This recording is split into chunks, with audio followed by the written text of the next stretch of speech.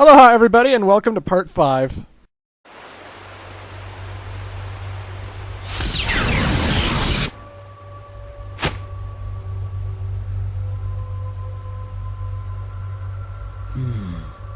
I wonder if there are any Chaos Emeralds around here.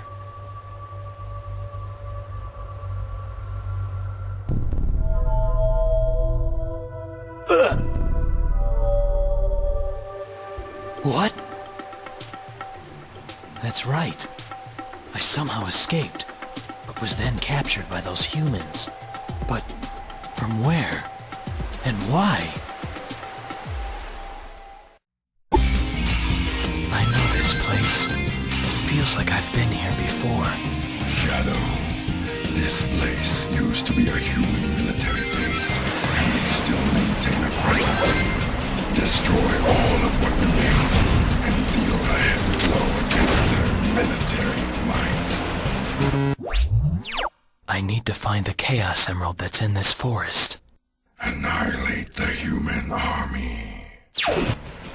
Alrighty folks, so we're back at Prison Island. For those who are unfamiliar, in Sonic Adventure 2, Dr. Eggman discovered Shadow on Prison Island, and then he actually blew the fuck out of it with a whole bunch of bombs, something Shadow the Hedgehog doesn't tell you.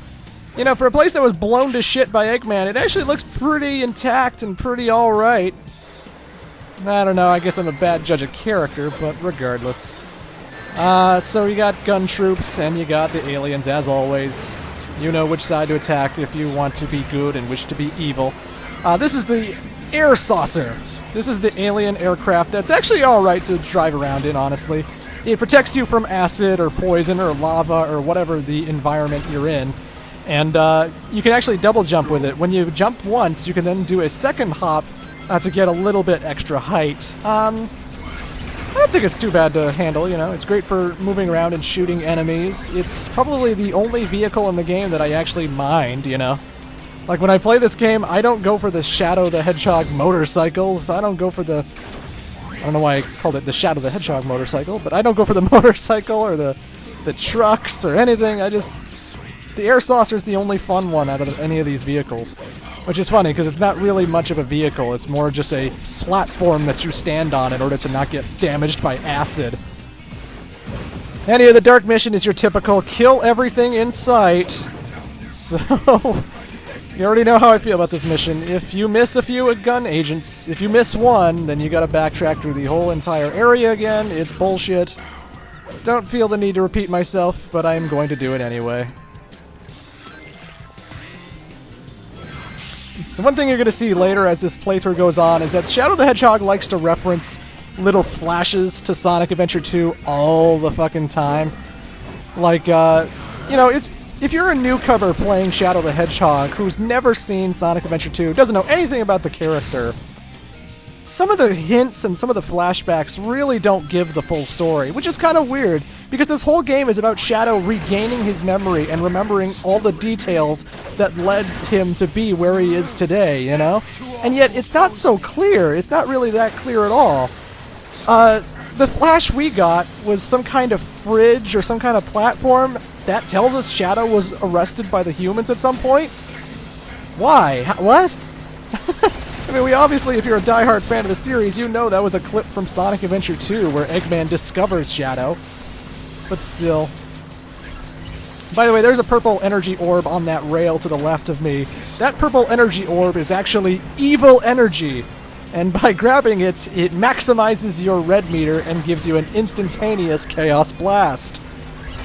Oh my god, the dark energy from Mega Man 8 is here. Dr. Wily, you fiend! Maybe that's where Mega Man 8's castle takes place. The destroyed remains of Prison Island. Basically, I want a Mega Man Sonic crossover one day. Or, you know, a Mario Sonic crossover that isn't, you know, Olympics. But I digress. I like the air saucer. This level's, again, aside from the stupid missions, you know, you can't miss a gun agent. There aren't more than 40. Well, actually, there are more than 40 because of the Golden Beetles. But I'll talk about that later. Death to all who oppose me! Jesus. Now let's see the humans try to retaliate.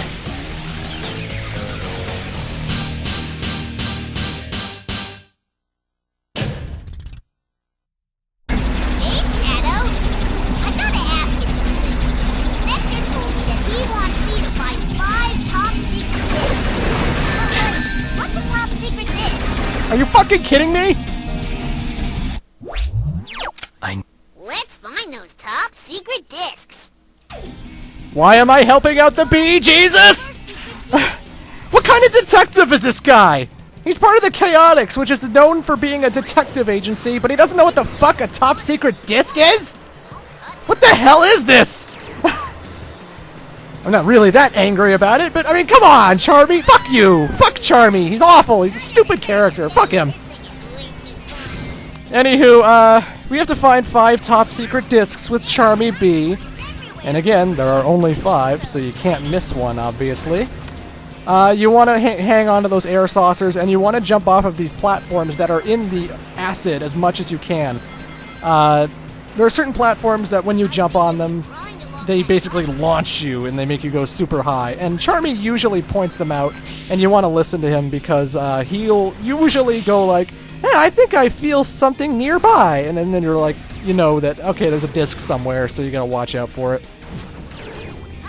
For the most part, always take the high route. That's what I find with Charmy, is that you always want to take the high route, always want to hit those platforms in the acid, so that, or poison, or whatever the hell that liquid goop is. Might be radioactivity, I don't know. Point is, always take the high route, and you should find the 5 top secret discs alright.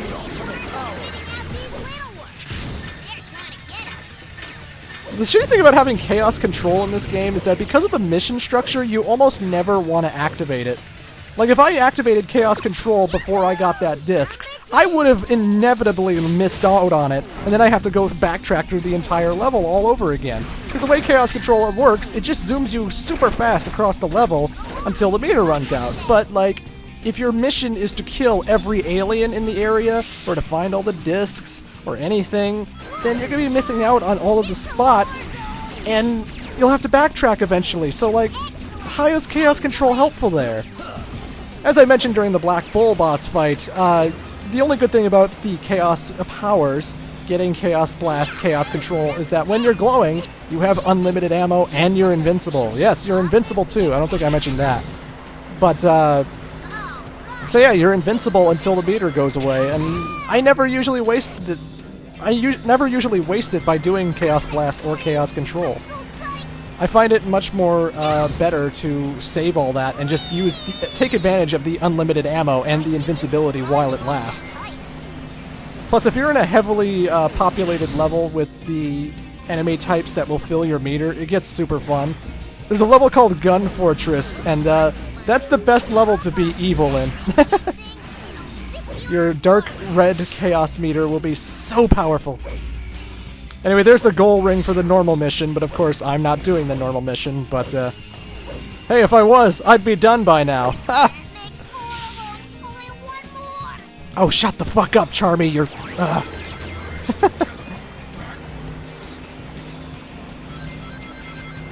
So yeah, you shouldn't usually be seeing this area if you're doing the dark or normal mission. There are literally no gun troops past this point. They're all aliens. And, oh yeah, the Golden Beetle. In Sonic Adventure 2, there was always these Golden Beetles that gave you an extra 1,000 points. They were always flying by really quickly, and they gave you a good point bonus. They were in Prison Island as well, and they're in a whole bunch of levels in Shadow, actually. So you want to keep an eye out for them, but, you know... They're pretty hard to find, and when you take them out, they don't actually count as part of the whole collective gun troops. That's why there was one extra one at the end. Once I've got all the Chaos Emeralds, then I'll know the truth. But anywho, folks, that is Prison Island. I will see you in the alternate Stage 3, one of the alternate Stage 3s, in Part 6.